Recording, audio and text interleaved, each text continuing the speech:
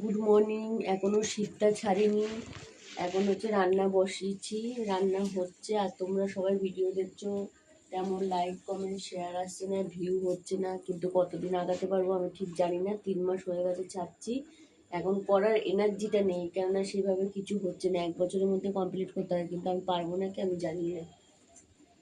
ওই জন্য এখন ভিডিও করার এনার্জিটা নেই। এখন রান্নাবান্না হয়ে গেছে, রান্নাবান্না তেমন একটা বেশি শেয়ার করিনি। যা যা রান্না করেছি দুপুরবেলা শেয়ার করবো। আর এখন যে গ্যাসটা মুছে নিচ্ছি, যেহেতু কালকে আবার শনিবার আছে নিরামিষ, ওই জন্য গ্যাসটা মুছে নিচ্ছি। নিয়ে তারপরে বাসন টাসন মাজবো। জামা কাপড় ধুতে ধুতেই চলে এসেছি গামলায় জল বসিয়ে দিয়ে। কেন এক বাড়িতে 3জন মানুষ কাজ করি তো জলের খুবই প্রবলেম হয়, ওর মধ্যেই মানে ইয়ে করে করে করতে হয়। আমার শাশুড়ি করে, আমার চা করে, আমি করি, ওই জন্য প্রবলেমটা হয়ে যাচ্ছে।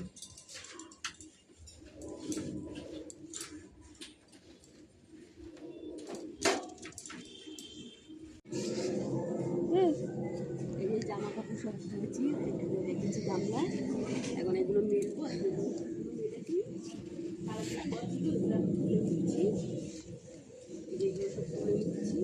আর এই জঙ্গলের এদিকটা দিয়ে রোদ আসে বলে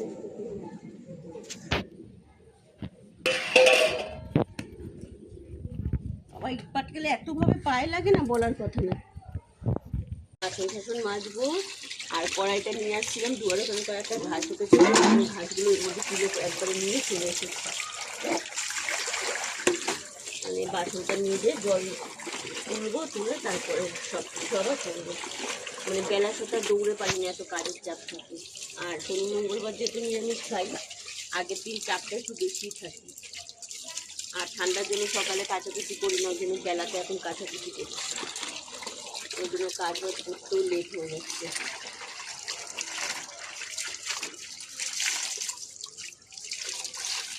এগুলো ভাতের হাঁড়ি ধরা করা এই জিনিসটা আমি একটা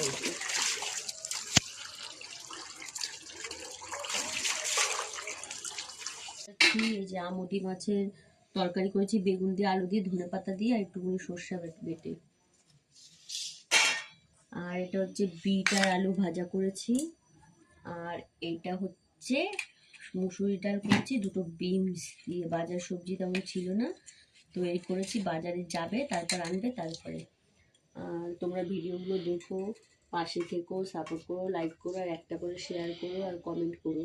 রোজ বলছি, প্লিজ তোমরা সাপোর্ট করো। তোমরা সাপোর্ট করলে আগাতে পারবো, আর না করলে আমি আগাতে পারছি না, মানে অনেকটাই পিছিয়ে আছি।